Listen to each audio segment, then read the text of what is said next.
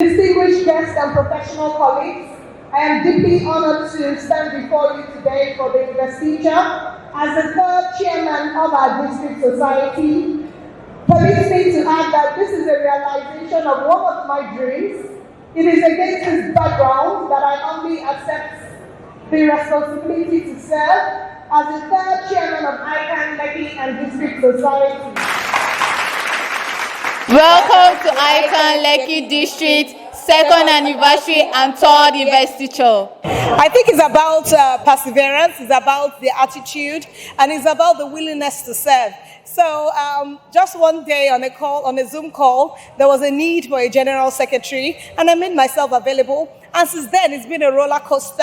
I can say it's been ups and downs, but yeah, today we're here and we're celebrating. So that is the level to which I have committed myself to the Institute. And because I also anchor the podcast, which is the ICAN on Air program, I believe I can use that opportunity to bring more awareness to the people around the vicinity of Lekki. And I hope and I pray that God in His infinite mercy will help us achieve all of our aim or all of our goals as set in my acceptance speech. Let me take you on that. I mean, we read your profile and we saw that you started out as a journalist, as a communications professional. So how did you flip the switch, or why did you switch to ICAN or accounting? Yeah, so I studied mass communication up until my MSc, and I was even an honor personality for 4 years.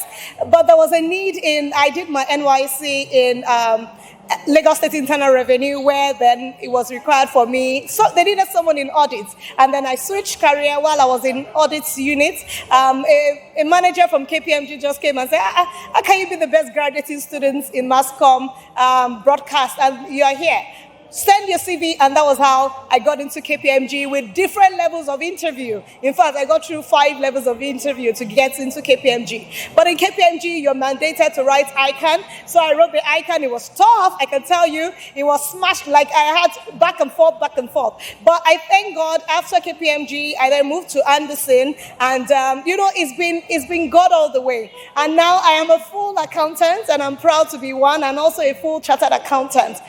Thank you so much. How do I feel by being elected as the chairman, Lekki and District Society? I feel that I'm not the best, but God does give me this privilege because there's a difference I need to create in the environment. And I know that with God, all the planned goals, everything that we have planned to do, and even for the Institute, for the public, for the community, God through me will make that come to pass. And also through the elected ESCO members, I believe so much in teamwork, and I believe that with everyone together, join hands together, we would achieve all of the games set for us to achieve and even surpass it, and everyone will be proud, and they would also want to leave their district to belong to our district. That is the belief.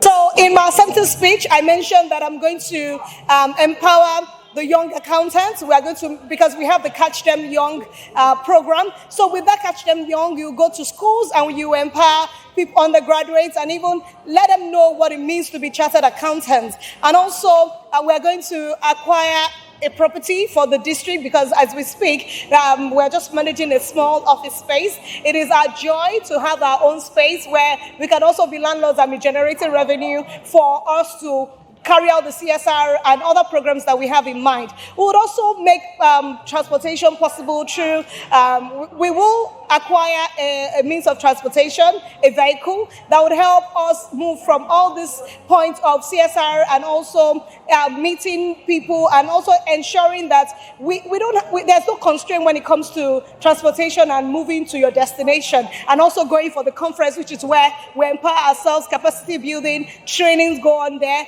and much more. So there's so much we're going to achieve. CSR is right in our mind. We're going to go to motherless homes and try to pick people and see how we can make them happy. We want to put smiles on people's faces. Even as accountants, we don't have so much money, but from the little that we have, yes, we'll be benevolent enough to make other people smile, because yes, the economy is smiling now. We have to make other people smile. So that's the vision. So as an institute, the Institute of Chartered Accountants of Nigeria, we've been invited to different public gatherings where we can air our view on corruption, on the economy, on how we can play our roles, even as chartered accountants, because in every organization, you must find a chartered accountant, and they are the ones that handle the figures. So if something is wrong with our organization, you must pitch the accountant that is there. So we'll ensure that we go around and make sure, because accuracy and integrity is our logo, is our motto, we would ensure that everybody lives and abide with that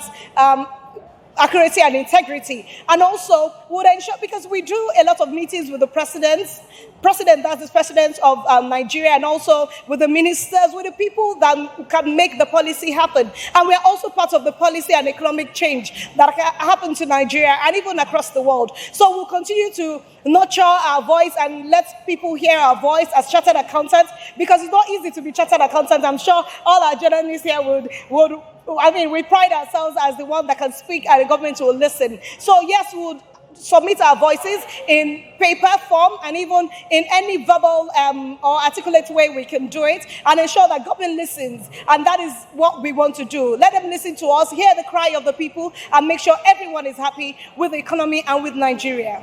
Okay, congratulations once again. Your win is not just for ICAN, it's also for womanhood. Now, you've been you've swim through media, accounting and tech. So what advice do you have for women to also, so that they can be able to reach this stellar level that you are? Yeah, so fortunately, I am the Senior Vice President of Business Development, Flutterwave, and you know Flutterwave is a unicorn. And what we do is to empower people, including young girls, including mature girls, ladies, female, and even male. Yes, but you know, I try to speak for the ladies here because they think we are vulnerable, but we are not vulnerable. So we organize fintech seminars. We empower them with technology that they can use to build their own businesses, SMEs, MSMEs, and we've been doing that judiciously, even in our space. And I, as a member of Flutterwave, as a staff of Flutterwave, I will ensure that accountancy body and also fintech body, we harmonize and we do this. We're currently doing it with ICAN. I mean, we're trying to synergize in our thoughts and in our aspirations. And we do it with the Chartered Institute of Taxation already, and also with the Joint Tax Board. So I believe that we will do that for the female and ensure that it dovetails into even the men. Maybe we'll give them the pinch of the rest, and then everyone will be happy. Yes, just to empower everyone across the nation. Congratulations. Thank you so much. Thank you. The World Global Body of Accountants. They say that the younger ones are no longer interested in writing very demanding and challenging exams like ICAN. They want to be social media influencers, or they want to be footballers. If for a week, the amount of money he will earn will more than what a finance director will earn in 2 or 3 years. So they say, why do they bother themselves? But what we are doing now is to encourage them, that we also need people that will run the economy.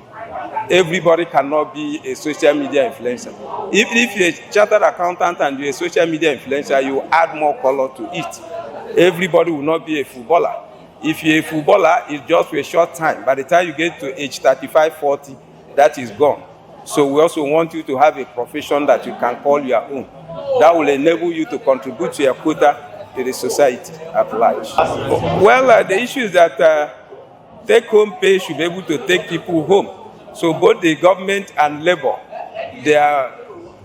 they know their onions. So they should sit down and agree on a wage that is sustainable.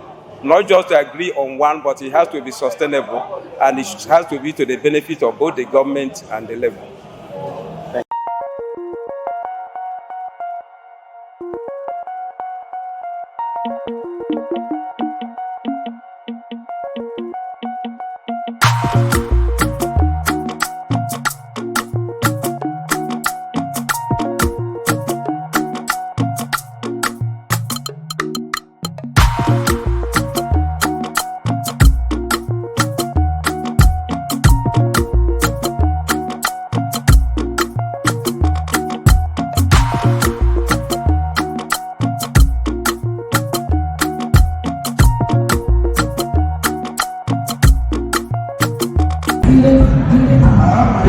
Let us take it on with